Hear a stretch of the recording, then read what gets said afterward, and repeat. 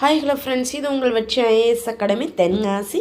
நம்ம இன்றைக்கி என்ன பார்த்துக்கிட்டு இருக்கோன்னு சொல்லி பார்த்தீங்க அப்படின்னா, தினந்தோறும் பயிலுவோம் முந்தைய ஆண்டு வினாக்கள் தான் ஃப்ரெண்ட்ஸ். பார்த்துடலாமா? இன்றைக்கு உண்டான ஃபர்ஸ்ட் கொஸ்டின் என்னன்னு சொல்லி பார்த்தீங்க அப்படின்னா, காரைக்குடி மீசு உயர்நிலைப் பள்ளியில் தமிழாசிரியராக பணியாற்றியவர் யார் அப்படின்னு சொல்லி கேட்குறாங்க. நமக்கு ஆன்சர் சி. முடியரசன் அவர்கள். அடுத்து, வள்ளலார் பதிப்பித்த நூல் ஆன்சர் பி. சின்மய தீபிகை. அடுத்து, கவிஞர் சிற்பியின் சாகித்ய அகாதமி பரிசு பெற்ற நூல் எதுன்னு சொல்லி கேட்குறாங்க. நமக்கு ஆன்சர் ஒரு கிராமத்து நதி. அடுத்து, அகழாய்வில் முதுமக்கள் தாளிகள் கண்டுபிடிக்கப்பட்ட ஊர் எந்த ஊர் அப்படின்னு சொல்லி கேட்குறாங்க. நமக்கு ஆன்சர் ஆதிச்சநல்லூர். Answer B.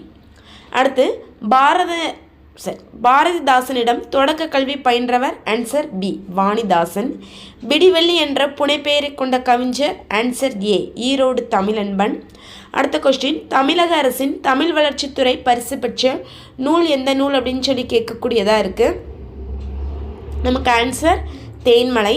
எனக்கு வறுமையும் உண்டு, மனைவி மக்களும் உண்டு, அவற்றோடு மானமும் உண்டு என கூறியவர் யார் அப்படின்னு சொல்லி கேட்டிருக்கிறாங்க. நமக்கு ஆன்சர் ஏ. பாவாணர். அடுத்த கொஸ்டின், பாண்டவர்களிடம் தூது சென்றவர் யார் அப்படின்னு கேட்குறாங்க. Answer A. விதுரன். நற்றினை பாடல்களை தொகுப்பித்தவர். Answer C. பன்னாடு தந்த மாறன் வழுதி. டேஷ் நெடுநீர்வாய் கடிதனில் மடான கதியது செல நின்றார் இவ்வடிகள் இடம்பெற்றுள்ள நூல். ஆன்சர் கம்பராமாயணம். புலனலுகளற்ற அந்தலானன் என பாராட்டப்படுபவர். Answer B. டி. கபிலர். அடுத்த கொஸ்டின், பொருந்தாத நூலை தேர்ந்தெடுக்கணும். நான்மணிக்கடிகை, நாலடியார், புறநானூறு, இனியவை 40. இதில் பொருந்தாதது நமக்கு ஆன்சர் சி. புறநானூறு.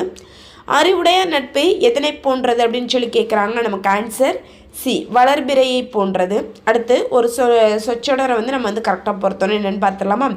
ஒழுக்கத்தின் எய்துவர் மேன்மை, இழுக்கத்தின் எய்துவர் எய்தா பழி, பொறாமை உடையவரிடம் செல்வம் நிலைக்காது, ஒழுக்கமில்லாதவரிடம் உயர்வு இருக்காது.